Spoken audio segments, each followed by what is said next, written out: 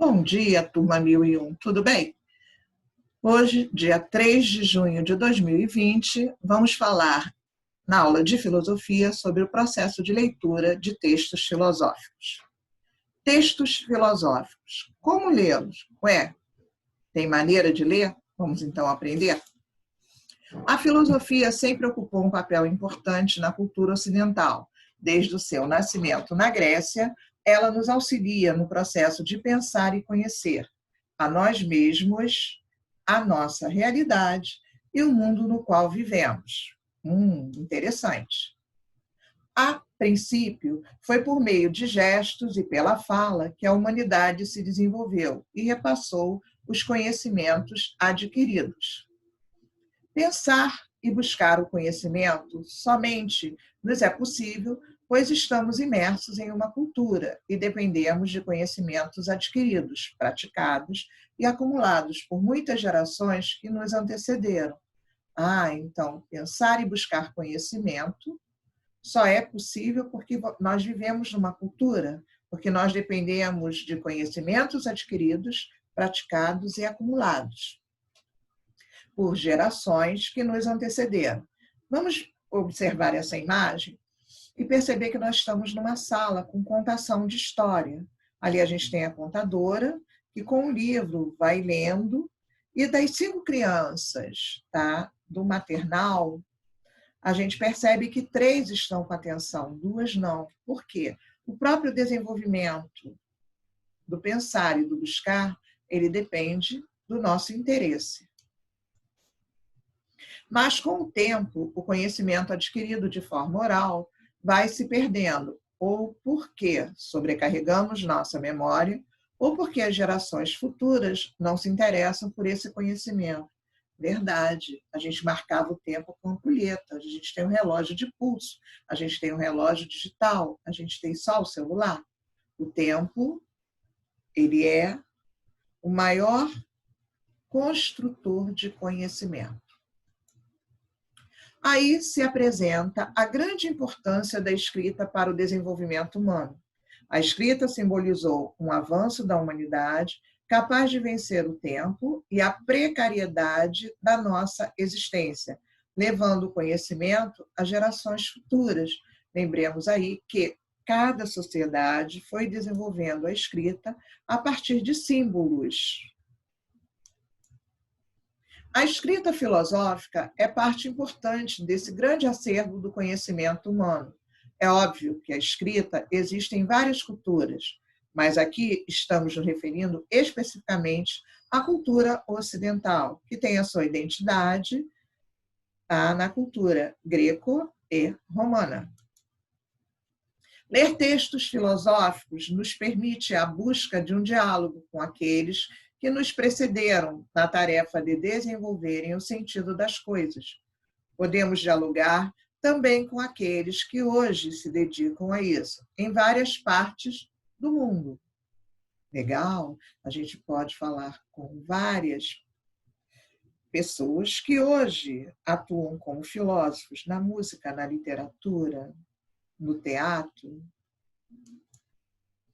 Mas o que é ler? Ler é decodificar uma mensagem codificada pelo autor.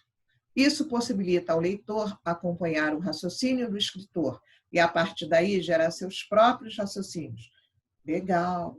Eu estou numa aula de português ou de filosofia. Lembre-se que a gente vai aprender a ler textos de filosofia.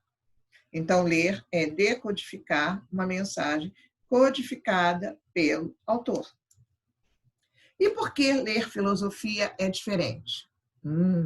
Para ler textos filosóficos, precisamos de alguns recursos próprios, diferentes daquele que usamos para ler textos literários, jornalísticos ou coloquiais.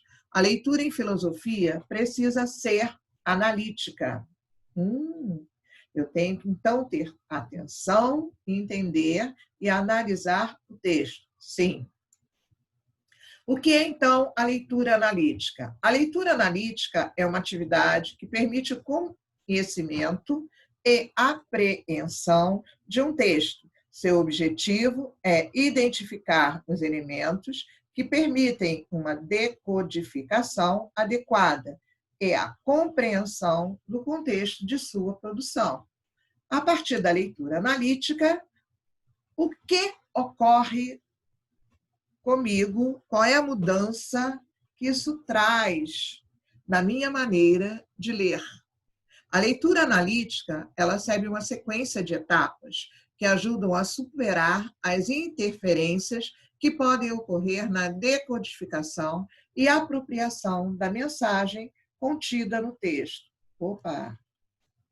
Sequência da leitura analítica: análise textual, análise temática, análise interpretativa, problematização, reelaboração reflexiva. Ué, eu estou numa aula de português? Não, mas eu preciso ter conhecimento dessa sequência da leitura analítica para poder interpretar bem um texto de filosofia. E a análise textual? A análise textual é a primeira abordagem do texto, é uma preparação para a leitura propriamente dita, para uma melhor compreensão do texto. Alguns pontos a serem observados nessa análise textual: palavras novas, dicionário; conceitos, dicionário; referências e fatos históricos. A análise temática, ela já é a fase onde se busca por compreender o mais objetivamente possível a mensagem do texto. É quando dialogamos com o autor e procuramos entender o que ele quer nos comunicar. Ah, sim. E o que eu faço a partir dessa análise temática? Eu tenho que também seguir um roteiro. Nesse roteiro da análise temática, ou de análise temática, eu tenho, primeiro, a situação do conteúdo no contexto da obra onde foi extraída, como as ideias do autor relacionando-se com seu posicionamento teórico. 2. A situação do autor no âmbito do pensamento teórico, como as ideias do autor se inserem no conjunto do seu pensamento. Terceiro, explicação dos pressupostos implicados no texto. Pressupostos são conceitos que fundamentam as ideias defendidas pelo autor. Quarto, levantamento de ideias associadas presentes no texto. É quando se compara, aproximando as posições e destacando as diferenças com outros textos. E 5, críticas à construção do texto e ao posicionamento do autor. O leitor busca formular um juízo crítico avaliando a mensagem do autor.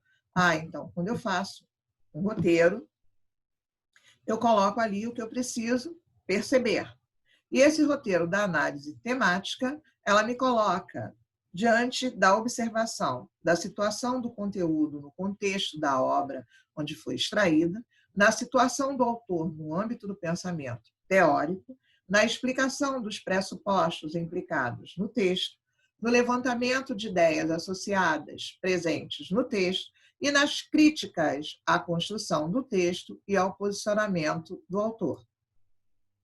Qual é a problematização que eu tenho que observar? A problematização é o momento em que se levantam problemas para a reflexão pessoal e a discussão coletiva. Podem ser levantadas questões semânticas, temáticas ou interpretativas, não importando se essas questões são explicitamente colocadas ou implícitas no texto.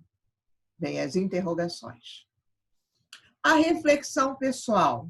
O processo de leitura analítico ou analítica desenvolve no leitor uma série de posturas lógicas que contribuem para a formação pessoal, amadurecimento intelectual, tanto em filosofia quanto em outras áreas do conhecimento. Nossa!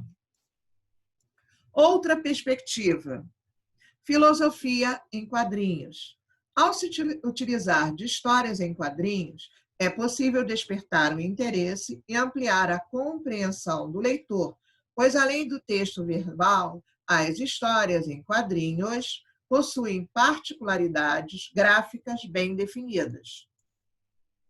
Aqui eu trago para vocês a nossa velha conhecida das aulas de Filosofia e Sociologia, que é quem? Mafalda. A Mafalda é extremamente importante para o nosso trabalho e para a nossa reflexão.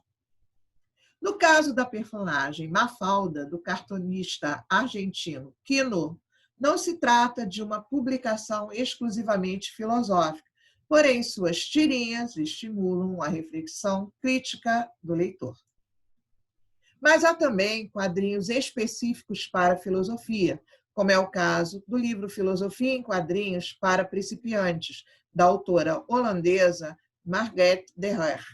Conhecer a mim mesmo. Como? Para um filósofo, é muito mais importante conhecer a si mesmo do que conhecer as obras dos outros. Mas o que é conhecer a si mesmo?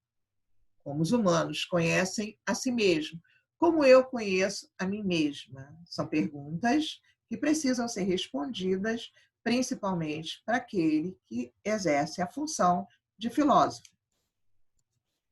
O que nos torna o que somos? Veja esta ótima citação do segundo livro do Harry Potter.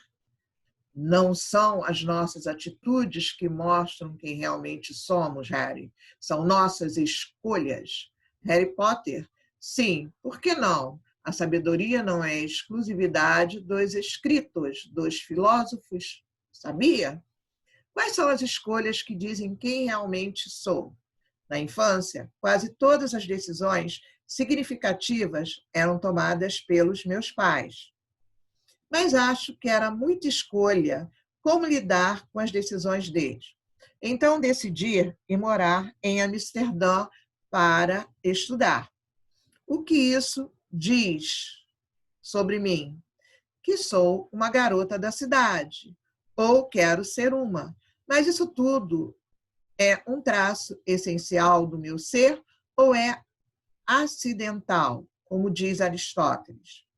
Quantas escolhas fazemos conscientemente e quantas são determinadas pelo acaso ou pelos outros? Vamos pensar nisso. Na internet, também é possível encontrar algumas opções de filosofia em quadrinhos, com uma perspectiva bem-humorada sobre os filósofos pré-socráticos. Demócrito, água. Nenhum deles, todos eles, fogo.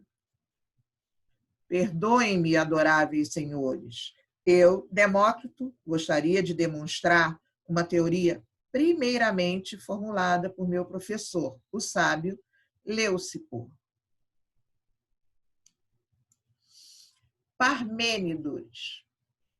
Se isso te soa como porcaria, você não está sozinho. Eu sempre achei que essa ideia de mudança é completamente sem lógica.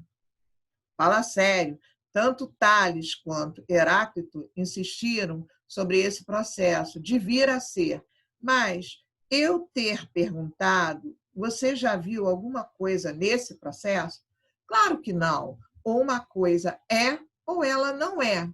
Esse é o conceito básico da filosofia.